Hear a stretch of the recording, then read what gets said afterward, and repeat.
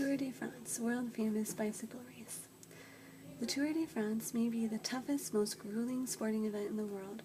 Only a few top athletes dare attempt it, and those who do must be superbly conditioned and have immense determination. Even so, not all of the approximately 180 bicycle riders who start the Tour de France each year finish it. Often about one-third of the starting lineup drops out. That's because the race lasts 22 days and requires cyclists to cover nearly 2,300 miles. A lot of awful things can happen along the way.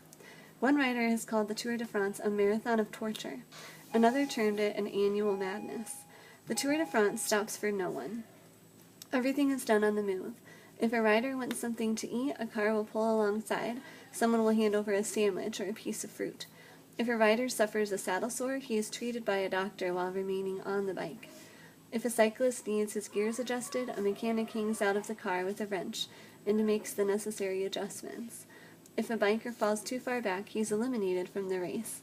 So riders sometimes keep going even after a serious injury. One rider made a particularly desperate bid to stay in the Tour. He rode 3 days after suffering a broken collarbone before the pain finally forced him out. The Tour de France is far too nasty and demanding for cyclists to race as individuals. Instead, the riders form teams, because it costs millions of dollars to maintain a top racing team.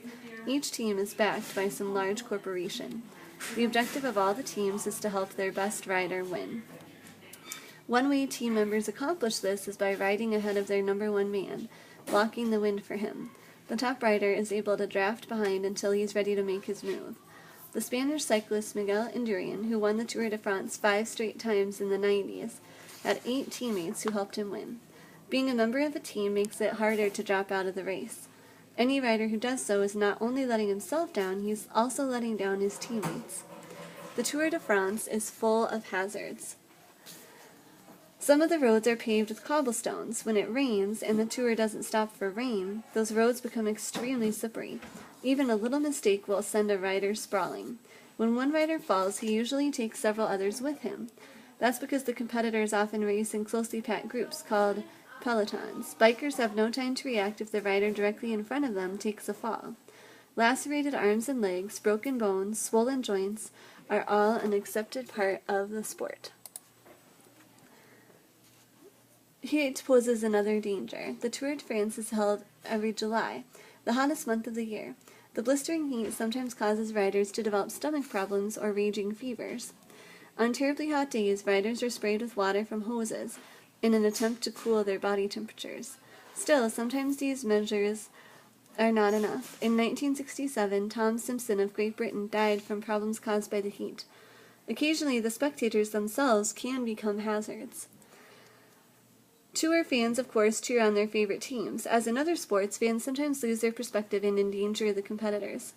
A fan once tried to slow a team from Belgium by throwing pepper in the faces of its riders. Sometimes political groups use the Tour to attract attention to their cause, staging protests that slow down the race.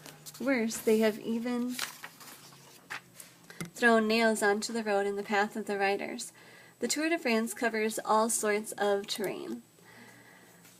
The riders pedal through large cities such as Paris as well as tiny villages.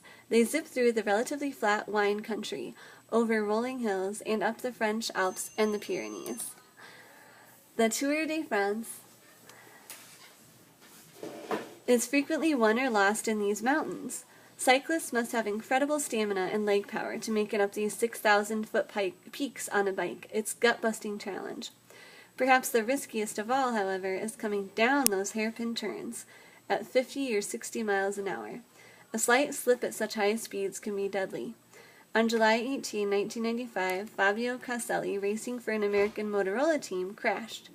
He was descending a mountain pass in the Pyrenees at about 55 miles per hour. Suddenly, for reasons that remain unclear, he went down. Francis Simon, a French rider who barely avoided the accident, witnessed the crash. Caselli went wide in a tight bend, hit a concrete block on the side of the road, and fell heavily, Simon said. He was the first to fall, but the riders behind him could not help falling too. 6 other riders went flying through the air. 2 ended up in the hospital with broken bones. Caselli wasn't that fortunate. He hit the concrete block with his face, smashing his skull. Rescue personnel rushed him by helicopter to the hospital. 3 times the young man's heart stopped. Only twice the doctors could get it going again. Castelli was the 3rd rider in the 92-year history of the Tour de France to die. Fabio Castelli was not wearing a helmet that day. Neither were most of the other riders. The weather was so brutally hot, helmets were very uncomfortable. With this heat, it's impossible to wear a helmet, explained Jean-Francois Bonnard one day after the accident.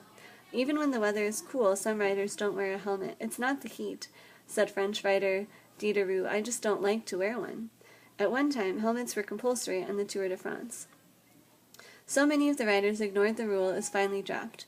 Would a helmet have saved Castelli's life? Dr. Gerardport said it probably would not have made a difference. He didn't have a helmet, the impact was mostly on the face, and a helmet wouldn't have helped much. Despite the tragedy, the race continued the next day as scheduled. Out of respect for Fabio Castelli, all of the 118 remaining riders agreed not to compete against each other that day. Instead, they pedaled in a solemn procession, shoulder to shoulder, team by team. For 147 miles, they biked slowly up and down 6 hills in the Pyrenees. If any rider fell behind, the others waited for him to catch up. For the final 6 miles, the Motorola team was allowed to go first.